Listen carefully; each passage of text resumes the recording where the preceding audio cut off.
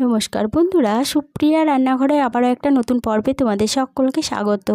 আজকে সুজি ও উচ্ছে দিয়ে একেবারে নতুন ধরনের একটা রেসিপি আমি তোমাদের সাথে শেয়ার করব। বন্ধুরা, সুজি দিয়ে যে উচ্ছের এত ভালো রেসিপি বানানো যায় যেটা তোমরা না দেখলে বিশ্বাসই করতে পারবে না। আর যে সকল বাচ্চারা এই উচ্ছে খেতে অপছন্দ করে তাদেরকে এইভাবে একবার উচ্ছে বানিয়ে দেবে, দেখবে তারা খুব খুশি হয়ে খাবে। তাহলে চলো বন্ধুরা, দেখে নেওয়া যাক আজকের এই রেসিপিটা কিভাবে বানানো হয়। উচ্ছে দিয়ে রেসিপিটা বানানোর জন্য এখানে 6টা উচ্ছে নিয়েছি, আর উচ্ছেগুলোকে প্রথমে জল দিয়ে খুব ভালোভাবে ধুয়ে নিয়েছি। এবার এই উচ্ছেগুলোকে একটা ছুরির সাহায্যে কেটে নেব। এখানে আমি উচ্ছেগুলো ছুরির সাহায্যে কেটে নিচ্ছি, তবে তোমরা চাইলে পরে বটির সাহায্যে উচ্ছেগুলোকে এইভাবে কেটে নিতে পারো।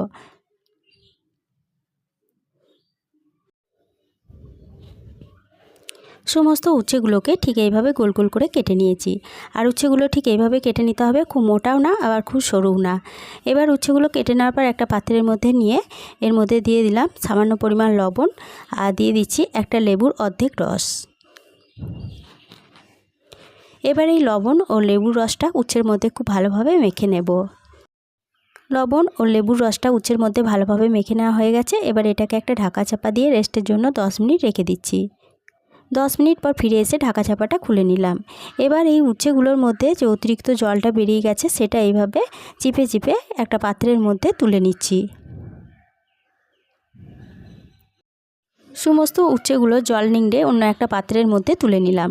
এরপরে এই উচ্ছের মধ্যে দিয়ে দেব হাফ চা চামচ হলুদের গুঁড়ো, হাফ চা চামচ জিরের গুঁড়ো, দিয়ে দিচ্ছি হাফ চা চামচ ঝাল লঙ্কার গুঁড়ো। ঝাল লঙ্কার গুঁড়োটা তোমরা যেরকম খাবে সেরকম অনুযায়ী এখানে কম বেশি করে নিতে পারো। দিয়ে দিচ্ছি খুব সামান্য পরিমাণ গরম মশলার গুঁড়ো। এবার এর মধ্যে দিয়ে দিচ্ছি সামান্য পরিমাণ লবণ। লবণ যেহেতু আমি উচ্ছের মধ্যে আগেই ব্যবহার করেছিলাম, তার জন্য আবারও অল্প পরিমাণ লবণ এখানে ব্যবহার করলাম। এবার এই সমস্ত উপকরণ হাত দিয়ে খুব ভালোভাবে মেখে নেব। সমস্ত উপকরণ হাত দিয়ে খুব ভালোভাবে মেখে নেওয়ার পরে এর মধ্যে দিয়ে দিচ্ছি 2 টেবিল চামচ বেসন, আর দিয়ে দিচ্ছি 1 টেবিল চামচ সুজি। এখানে সুজির বদলে তোমরা চালের গুঁড়োও ব্যবহার করতে পারো, তবে সুজিটা দিলে পরে রেসিপিটা খেতে বেশি সুস্বাদু লাগবে। বেসন ও সুজিটা সমস্ত উপকরণের সাথে খুব ভালোভাবে মেখে নিচ্ছি। সুজি ও বেসনটা সমস্ত উপকরণের সাথে খুব ভালোভাবে মেখে নেওয়ার পরে এটা একটা সাইডে সরিয়ে রাখছি।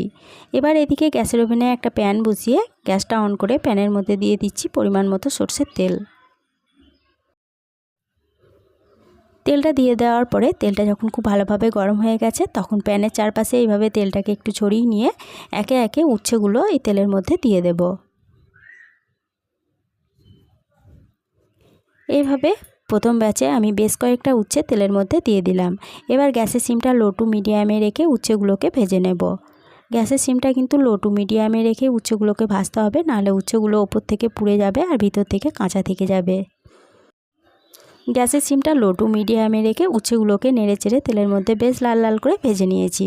এবার এই উচ্ছেগুলোকে তেল ঝরিয়ে তেল থেকে তুলে নিচ্ছি।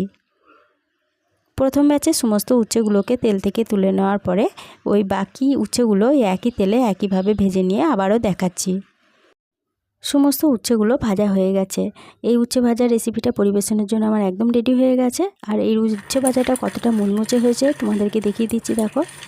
আশা করি শব্দ শুনেই বুঝতে পারছো যে কতটা মুচমুচে হয়েছে। এই উচ্ছে ভাজার রেসিপিটা দেখে যদি তোমাদের ভালো লেগে থাকে তাহলে পরে ছোট্ট একটা লাইক দিয়ে এরকম নতুন নতুন রেসিপি পেতে প্লিজ আমার চ্যানেলটা সাবস্ক্রাইব করে আমার পাশে থেকো।